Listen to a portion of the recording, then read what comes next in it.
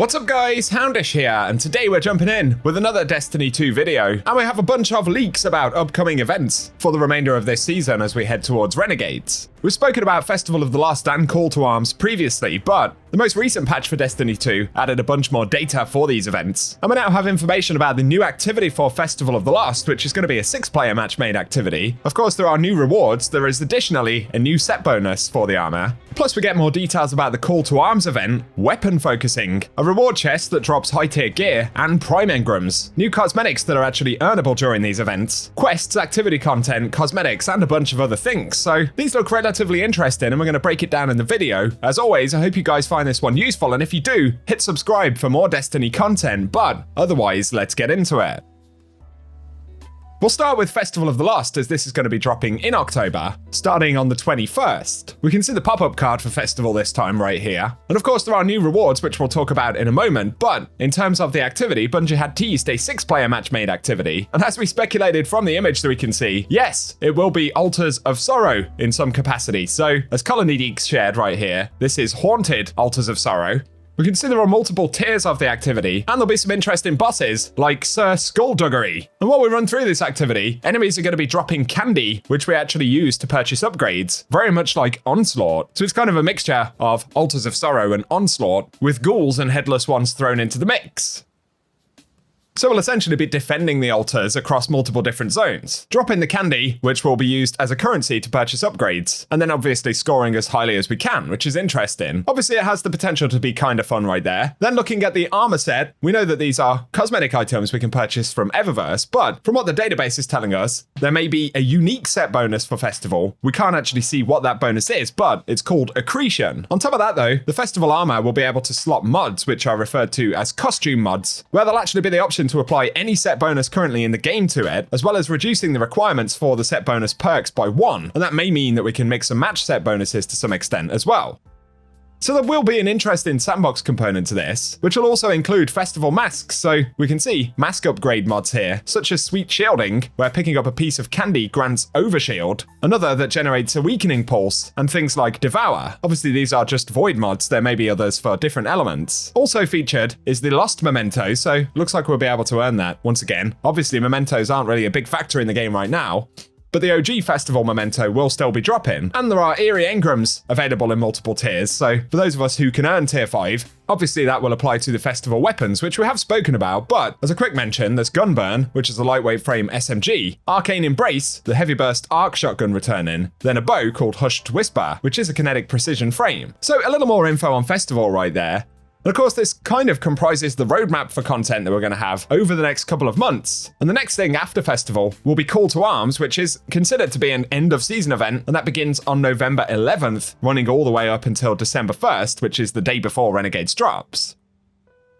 Devrim K will be the key vendor for this, and when we look at his inventory now, we can see, firstly, there is weapon attunement. So while this event is live, we'll be able to attune to Submersion, the crossbow, which has been very rare up until this point. It will no longer be rare when Call to Arms begins. There'll also be the option to attune to Romantic Death, Folded Root, Ribbontail, Synancia, Phoenutria Ferra, and Trachinus.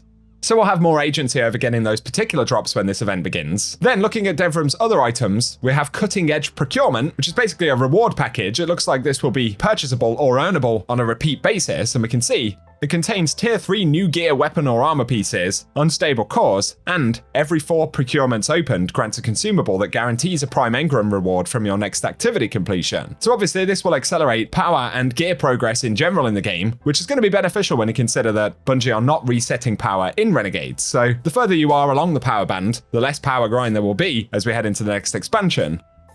Another one of Devrim's rewards, which is earnable, will be Desert Burnish, an ornament for this Season Pass Pulse Rifle. Bungie don't do this often enough with earnable weapon ornaments, so it's nice to have that, to be fair. And the other thing he has is the Seraphim Age Helm. This is the unique helmet ornament available for all 3 classes. It has the same appearance regardless of class, but as Bungie teased, it has a flaming mohawk where the trail and sort of color effects of that mohawk actually change depending on your performance in the event. Devrim's reward track will also contain Unwoven Tangle, an emblem, plus there'll be the Burning Determination Transmat effect, a shader called Battlefield Burnish, and finally another emblem called First of the New. One of the quest threads for this event, though, also indicates that there will be daily shipment chests at the tower. So there's a step here to open a daily shipment chest and complete an activity to acquire an attuned weapon. We can also see that Devrim K will be placed in the tower for this event, and there'll be call to arms variants of various portal activities. So crucible matches, solo ops activities, and possibly other playlists, and those will be added to the play tab in the event home for call to arms. At the end of the event, though, this quest indicates there'll be something called Celebration Week. So call to arms has ended and Celebration Week has begun, and we'll need to speak to Devrim to learn more about that. I'm not sure exactly what it will mean, but possibly even more sort of loot bonuses and things when it's active. In terms of scoring for the event, though, as Bungie said, there'll be a component where the community can score against each other, and again, that also affects the cosmetic part for that helmet ornament. So according to Colony Deeks, a full set of new gear is required to compete. And from the event screen, there'll be something called the Call to Arms board, which will track our progress. Scores are graded once you play an activity to earn points, and grades are assigned per activity based on how well your highest score tracks against those of the entire community. Gaining a higher overall score will move you to a higher tier, and higher scores help you maintain your event tier. Earning it requires finishing the event with 100 competitor points or more. And the indication here is that the variants for certain activities include Fireteam Ops Endurance and Blitz, Pinnacle Ops, and something called Grand Call to Arms.